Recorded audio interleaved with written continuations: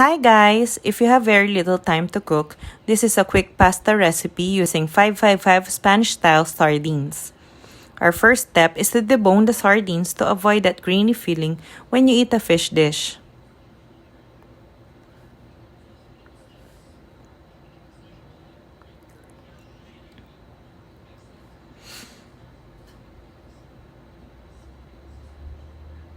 Next, mash it thoroughly for the sauce.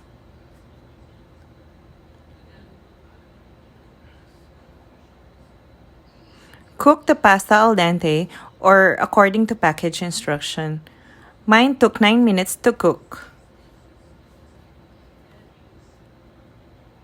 Before draining the pasta, reserve some of the pasta water for the sauce later.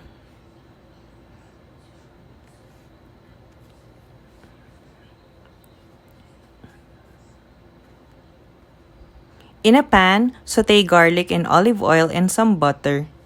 I use Nuttelex, which is a vegan alternative butter, because I try to feed my family dairy-free food as much as I can.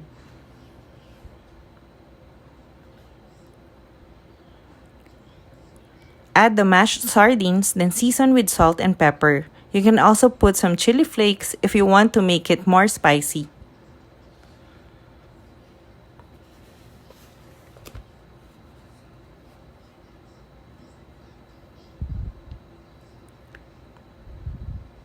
Add some of the pasta water.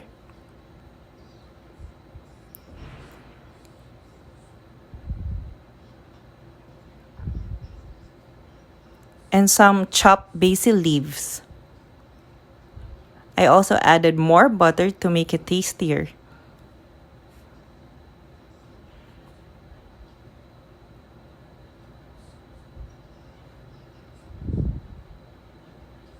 Add the noodles and mix it until the pasta is well coated with the sauce.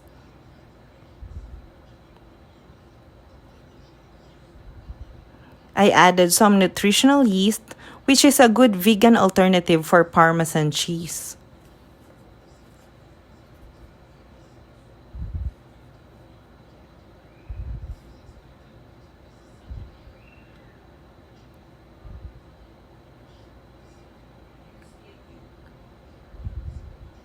See, it's quick, right? It is best served with toasted bread with butter. And I also added more chopped basil leaves on top. Enjoy!